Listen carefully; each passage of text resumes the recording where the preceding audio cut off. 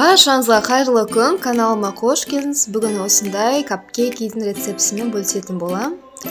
Міндетті түрде видеоны соңына дейін қарап, менімен бірге болыңыздар. Ең алдымен бізге қажет заттар: бөлме температурасындағы сары май, жұмыртқа, ұн, сүт, шекер және разрыхитель мен шым-шым тұз қажет болады. Ең алдымен жұмыртқамызды жарып, үстіне шекерімізді салып, жақсылап аппақ болғанша миксерлейміз.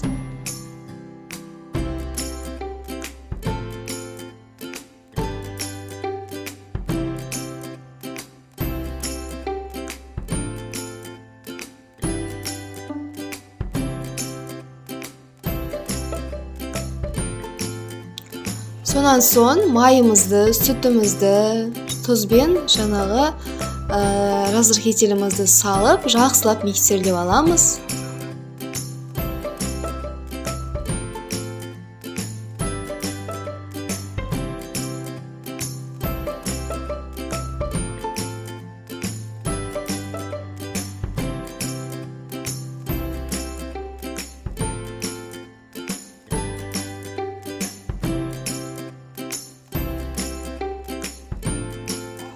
Енді ұнымызды саламыз, жақсылап тоже миксерлеп аламыз.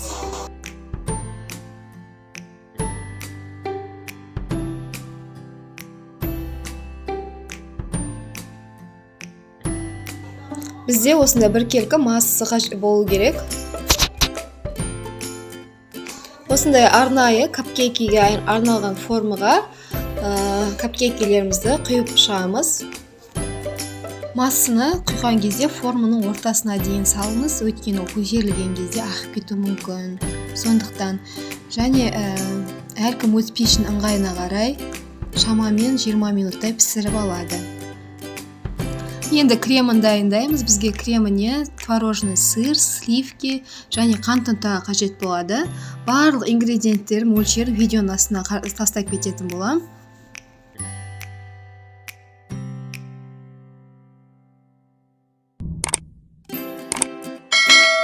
Бізде осындай масса шығу керек, өз-өзін ұстайтын осындай крем болады.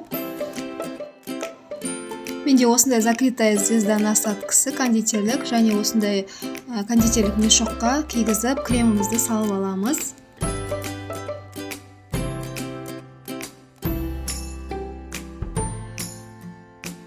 Біздің капкейкілеріміз пісіп шықты. Мен оны толығымен суытып алдым.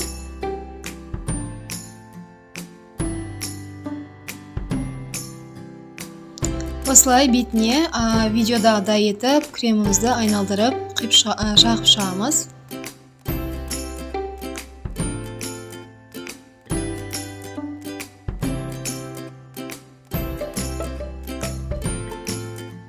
Егер сіздерге видеоны пайдаларыңызға жарап жатса, міндетті түрде каналға тіркеліп алыңыз.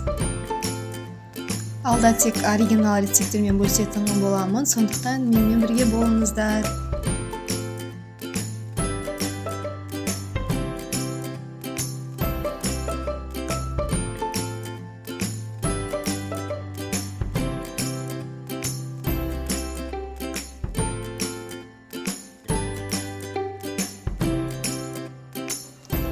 Бетін өз қалауынша әрлесеңіз болады. Жеміс-жидектермен, менде мына жерде клубника және кондитерлік осындай присыпка.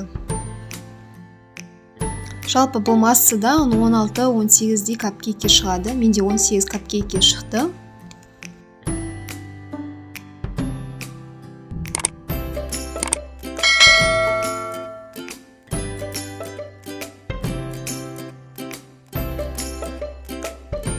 Осымен біздің капкейкілеріміз дайын. Сіздермен болған Айгерім. Келесі видеода кездескенше.